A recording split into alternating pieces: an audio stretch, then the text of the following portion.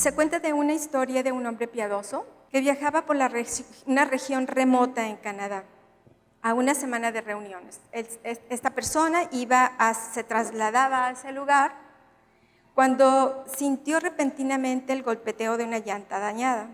Orilló su auto, miró a su esposa y le dijo: en el seminario de principios básicos hemos aprendido a dar gracias a Dios por todo. Inclinó su rostro y dio gracias a Dios por la llanta dañada. Pero también tenía que darle gracias a Dios por la tormenta de nieve que estaba afuera y porque él tenía que bajarse a realizar el cambio. Se bajó del auto, levantó con el gato y luego descubrió que no podía desmontar la llanta. Reconoció que esto también era una gran irritación por la cual tenía que darle gracias a Dios. Después de hacerlo, un camión se detuvo detrás de él. El chofer se acercó, le enseñó al hombre a retirar la rueda. El hombre le preguntó al chofer si él era creyente en Dios y si conocía la buena nueva de Jesús, que Jesús nos había enseñado. El chofer le dijo: no, pero me interesa ser un creyente y saber ese enigma. El hombre tuvo gran tiempo para explicar al chofer el evangelio. Mientras recorrían el gato, mientras acomodaban la llanta, la persona pudo entender cuán grande era Jesús y cuán grandioso era sentir que teníamos un Salvador. ¿Qué hubiera sucedido si desde el principio se hubiera irritado? Si no da gracias a Dios por la situación en que lo tenía.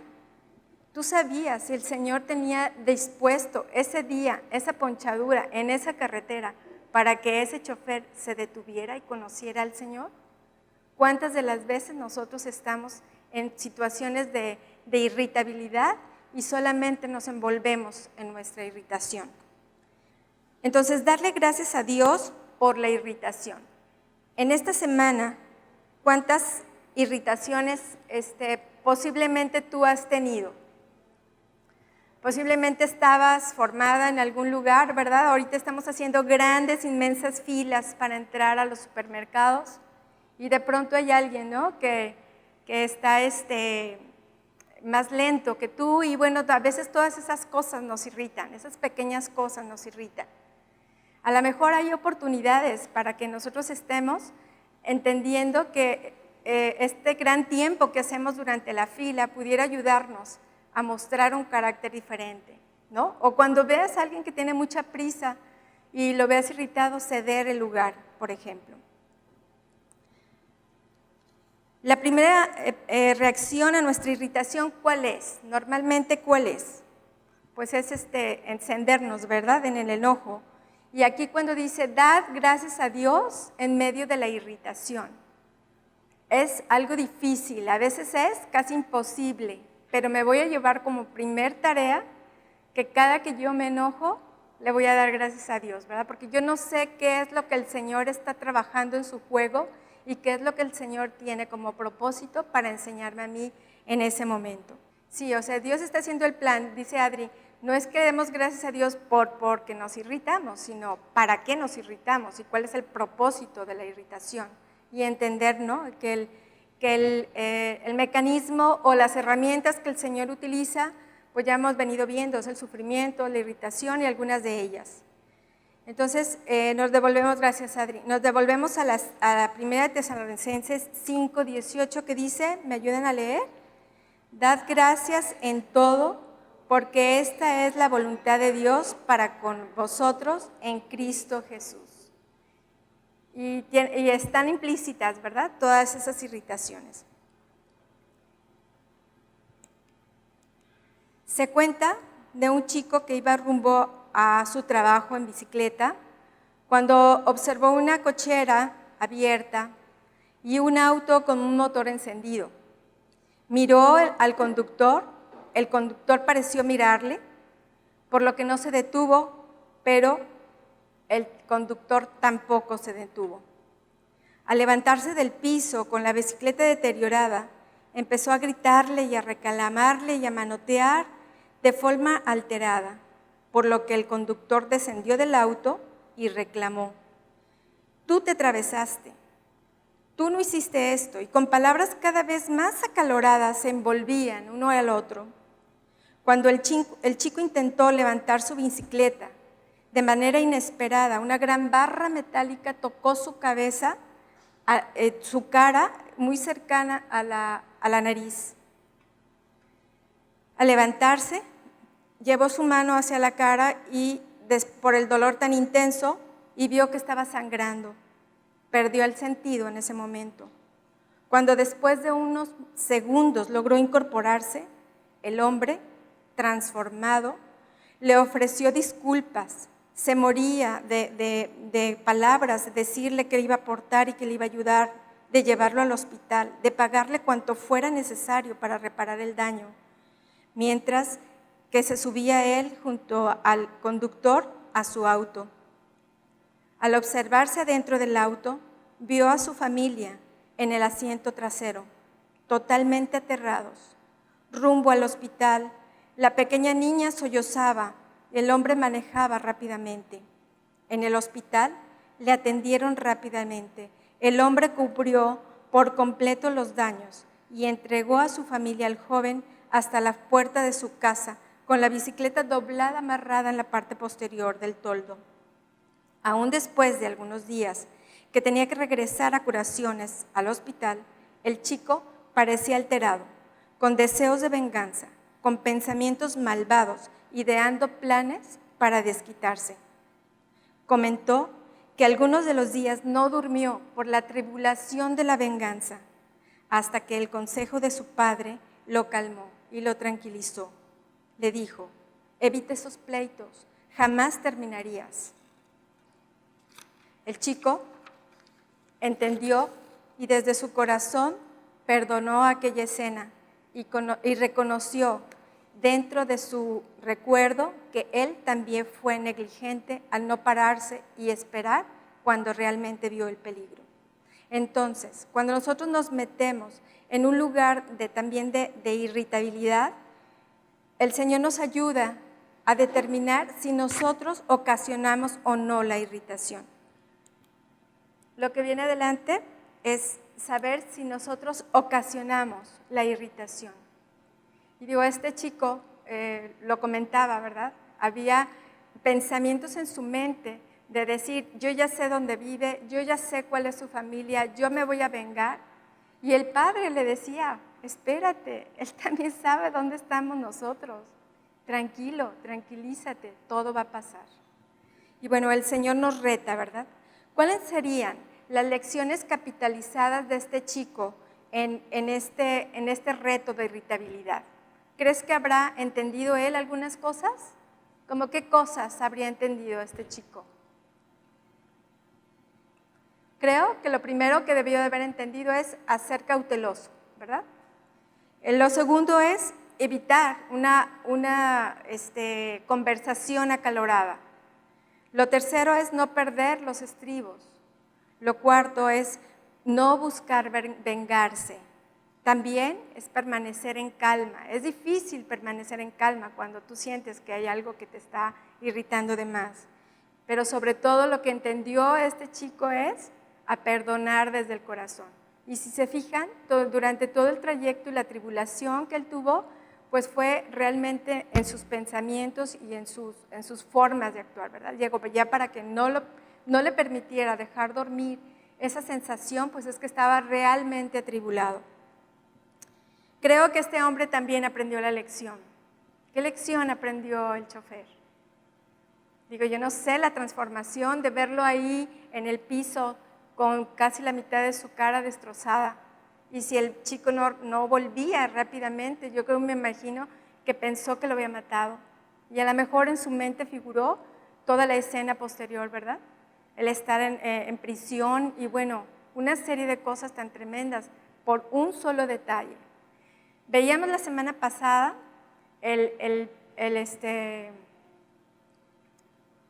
la medición, ¿verdad?, del violentómetro. Adri presentó el violentómetro. Y digo, ¿en cuántos segundos tan pequeños pasó de ser una persona que venía saliendo de su auto con su familia a poder haber sido un asesino? ¿verdad? Del punto 1, que son las palabras, hasta el punto 27 o 30, ¿verdad? Que decía hasta la muerte. ¿Se fijan cuánto es un pequeño segundo, a veces minutos, en donde nos permitimos subirnos a la ira, subirnos a la contienda? Y esto, bueno, pues ese es el tema que estamos hablando de la propiedad. La propiedad es el ser, entender que todo lo que tenemos pertenece a Dios y que la mansedumbre es justamente eso, ceder mis derechos y expectativas a favor del buen carácter. En sus hojas viene por ahí el Proverbio 15:1, en donde el Señor nos transforma, ¿verdad? Casi todo el Proverbio del capítulo 15 habla del furor, de las palabras encendidas, y dice: la blanda respuesta quita la ira, mas las palabras ásperas hace subir el furor. Yo creo que desde el momento en que decidimos, en el mundo de la psicología le dicen: no te enganches, ¿verdad? No te enganches en el conflicto y no continúes con toda esa serie de palabras. Pues ahí dice: la blanda respuesta detiene la ira y la áspera hace encender el furor. En el versículo 4 del mismo Proverbio 15 dice: la lengua apacible es árbol de vida, mas la perversidad de ella es quebrantamiento de espíritu. En el versículo 8 dice: el hombre iracundo promueve contiendas, mas el que tarda en airarse apacigua la rencilla. Y finalmente, ayúdame a leer el versículo 28, dice: el corazón del justo piensa para responder, mas la boca de los impíos derrama malas cosas.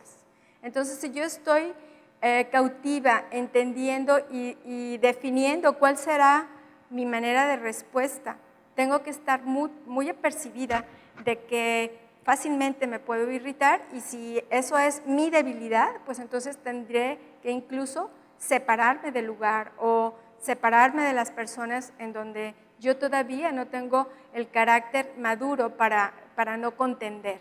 ¿De acuerdo? Digo, sí, el violentómetro es una ilustración muy gráfica, ¿verdad?, de lo que podríamos hacer. La irritación es usada también para desarrollar nuestro carácter. Y vamos a ir a nuestras Biblias en Mateo capítulo 5.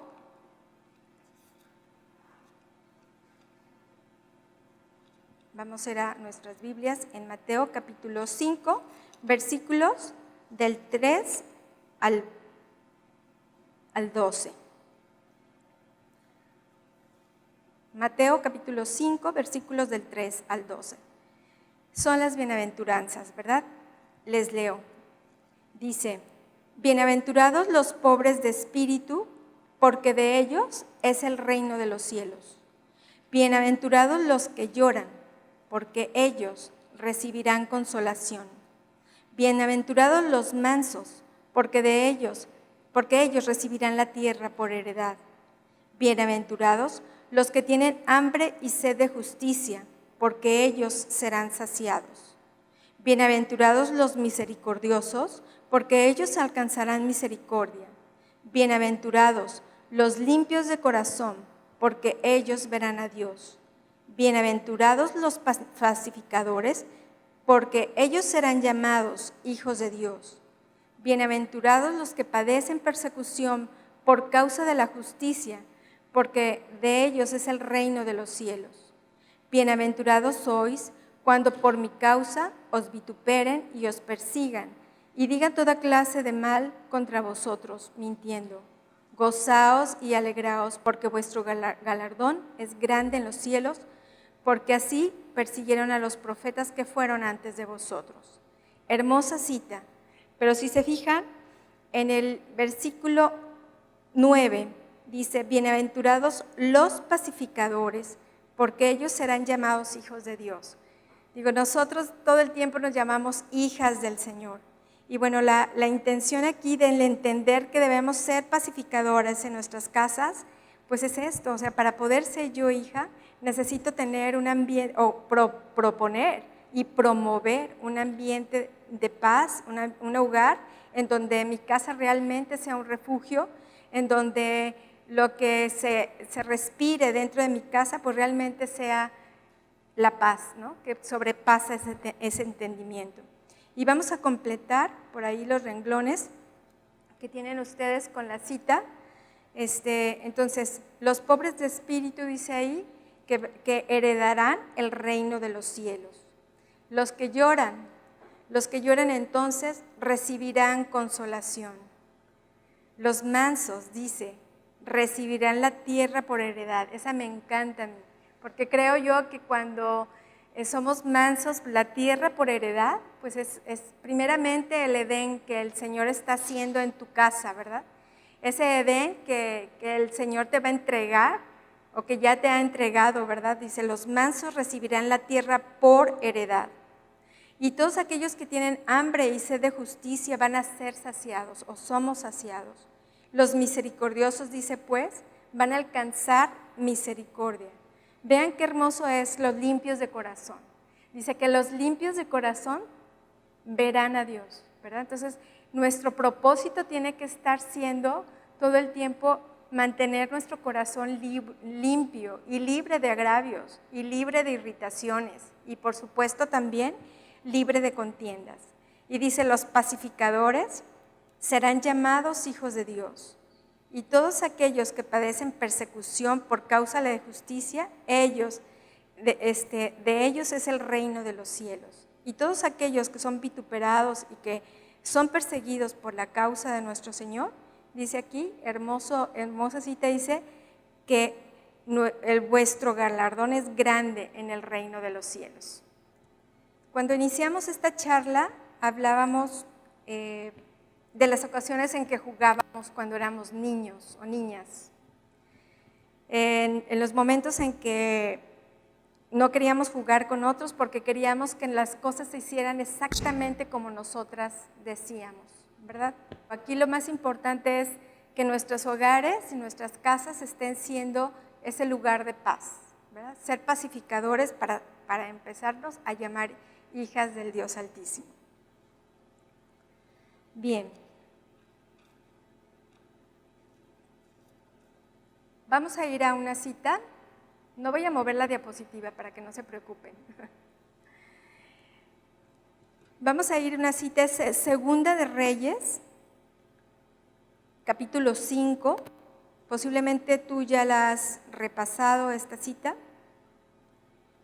Y vamos a ir del versículo 1 al versículo 16. Segunda de Reyes, capítulo 5, del 1 a 16. El título es Eliseo y Amán. Recuerdan al profeta Eliseo, ¿verdad? Les leo, dice, Naamán, general del ejército de Siria, era varón grande delante de su señor, y lo tenía en alta estima, porque por medio de él había dado Jehová salvación a Siria. Era este un hombre valeroso en extremo, pero leproso. Y de Siria había salido bandas armadas y habían llevado cautiva a la tierra de Israel a una muchacha, la cual servía a la mujer de Naamán. Esta dijo a su señora, si rogase mi señor al profeta que está en Samaria, él lo sanaría de su lepra. Entrando Naamán a su señor, le relató diciendo, así y así ha dicho la muchacha que es de la tierra de Israel. Y le dijo el rey de Siria, anda, ve, yo te enviaré cartas al rey de Israel. Salió pues él, llevando consigo 10 talentos de plata y 6,000 piezas de oro y 10 mudas de vestidos. Tomó también cartas para el rey de Israel que decían así, cuando lleguen a ti estas cartas, sabe por ellas que yo envío a mi siervo Naamán para que lo sanes de su lepra. Luego que el rey de Israel leyó las cartas, rasgó sus vestidos y dijo, ¿soy yo Dios que mate y dé vida para que envíe a mí a este hombre de su lepra, sane de su lepra? Considerad ahora y ved cómo buscan ocasión contra mí. Cuando Eliseo, el varón de Dios, oyó que el rey de Israel estaba rasgando sus vestidos, envió a decir al rey, ¿por qué has rasgado tus vestidos? venga ahora a mí y sabrá que hay profeta en Israel. Y vino Naamán con sus caballos, con su carro, y se paró a la puerta de la casa de Eliseo. Entonces Eliseo le envió un mensajero diciendo: ve, lávate 7 veces en el Jordán, y tu carne se te restaurará y serás limpio. Y Naamán se fue enojado, diciendo: he aquí, yo decía para mí, saldrá él luego, y estando en pie, invocará el nombre de Jehová su Dios, y alzará su mano, y tocará el lugar, y sanará la lepra. Abana y Farfar, ríos de Damasco, ¿no son mejores que todas las aguas de Israel? Si me lavare en ellos, ¿no seré también limpio? Y se volvió y se fue enojado. Mas sus criados se le acercaron y le hablaron diciendo: Padre mío, si el profeta te manda alguna cosa, ¿no lo harías? ¿Cuánto más diciendo, lávate y serás limpio? Y entonces descendió y se zambulló 7 veces en el Jordán, conforme la palabra del varón de Dios, y su carne volvió como una carne de niño, y quedó limpio. Y volvió al varón de Dios, él y toda su compañía, y se puso delante de él y dijo: he aquí, ahora conozco que no hay Dios en toda la tierra sino en Israel, que ruego que recibas algún presente, mi siervo. Mas él le dijo: vive Jehová, en cuya presencia estoy, que no lo aceptaré. Y le instaba que aceptara alguna cosa, pero él no quiso. Muy bonita historia. ¿Se fijan todo lo que transcurrió Naamán? Primeramente, pues tuvo que ir hasta ese lugar, ¿verdad? Creyó en el profeta de Israel. Pero ¿qué pasó cuando él tenía una expectativa? Porque hemos estado hablando en todo este tiempo de las expectativas, ¿verdad? Y que nuestro enojo y nuestra ira normalmente vienen cuando una expectativa es transformada o cuando una expectativa no es lo que yo estoy esperando. Naamán con todos sus carros, yo me imagino esa escena, ¿no? Que llega Naamán con todos sus carros y su séquito de personas delante del profeta, primero del rey, ¿verdad? Y bueno, el rey lo deriva al profeta. Pero cuando está delante del profeta, lo que hace, ¿verdad?, es primeramente humillarse y decir, cuando recibe la intención de que vaya a sumergirse en ese río, ¿qué tal que se va enojado? Él tenía la idea de que se iba a salir, que se iba a poner delante de él, lo iba a sanar, y bueno, él tenía como toda una escena, ¿verdad?, relacionada con su sanidad. Como no fue esa la realidad, pues la expectativa entonces estuvo dañada y estuvo volteada. Por eso se irrita tanto Naamán. Incluso trae a colación los ríos más bonitos, ¿verdad?, de Asia, ¿verdad?, de Siria, perdón. Y entonces, pues él reconoce, se sumerge en el Jordán 7 veces y finalmente reconoce delante del profeta de Israel a nuestro Dios. ¿Qué tal viene aquí todo el tema del enojo? Digo, es algo impresionante. Digo, el haber quedado sano y curado como la piel de un niño, dice la Escritura. Entonces, cuando estamos en esa irritabilidad, muy posiblemente no estamos viendo lo que Dios ve y no estamos observando el propósito de Dios para ese evento en nuestras vidas. Y es como si le dijéramos al Señor, ¿verdad? Queremos jugar este juego a nuestra forma. Bien, antes de terminar, me gustaría que fuéramos a escuchar una melodía que, ahí atrásito de sus hojas, me gustaría que hiciéramos un ejercicio con esta melodía, porque el Señor nos está pidiendo que vayamos a un hogar y que a ese lugar que Él nos está regalando como un hogar, pero que ese hogar nosotros lo podríamos transformar a nuestras propias casas. Entonces les voy a pedir que por ahí en una hoja en blanco alrededor o en la parte última de sus hojas, porque ahorita vamos a trabajar con las hojitas que tienen también allá atrás, vamos a escuchar la melodía y vamos a escribir algunas de las frases que el Señor está poniendo en nuestra mente a través de esta melodía. de qué manera nosotros podemos traer paz a nuestras vidas y de qué manera nosotros podemos traer ese remanso y ese refugio que es Él. ¿De acuerdo? Adelante con la melodía, Luis.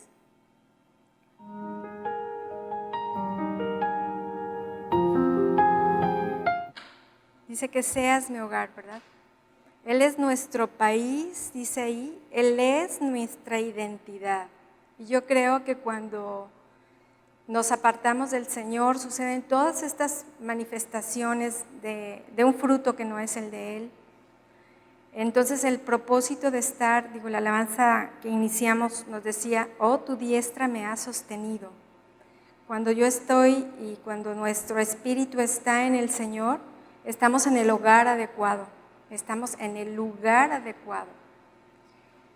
Creo que la melodía dice muchísimas cosas, llévatela en tu mente y ahora sí que trabájala en tu espíritu, también está en YouTube.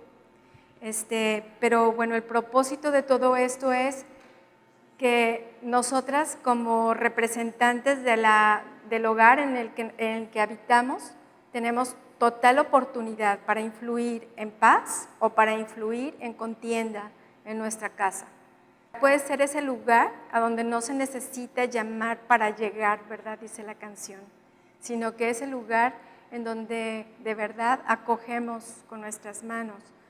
Entendemos esa segunda relación, ¿verdad? Que nos marca la cruz. La cruz nos habla de esas 4 relaciones preciosas. La primera es la mía con el Señor, la segunda es la mía conmigo mismo, la tercera es la mía con los que amo, ¿verdad? Con los que abrazo, y posteriormente es la mía con toda la creación y todos los demás círculos de influencia en donde yo tengo impacto.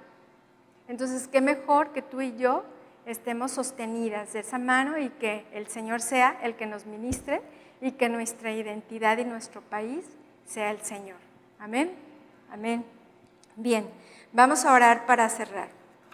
Bendito y amado Padre, te damos gracias, Dios, porque entendemos, Señor, de ti, que todos los procesos de irritación y de irritabilidad tú los pones, Señor, con un propósito, y es transformar nuestro carácter y transformar nuestras vidas, Señor. Tú dijiste que pegados de ti, Señor, separados de ti nada podemos hacer, Señor, pero tú eres la vid y nosotros somos esos pámpanos, Padre mío, y queremos estar ahí, pegados contigo, Señor, ofreciéndote cada día, ofreciéndote nuestras pequeñas batallas o nuestras grandes luchas, mi Dios, en pos de ti, Señor. Te damos gracias por este tiempo, por lo que nos haces aprender a través de este principio, pero sobre todo el ceder los derechos y las expectativas en un buen carácter que es el carácter de Jesucristo y que tú nos muestras y nos mostraste todo el tiempo, Señor. Te damos gracias por este día y por este tiempo, Señor, en el poderoso nombre de Jesús. Amén.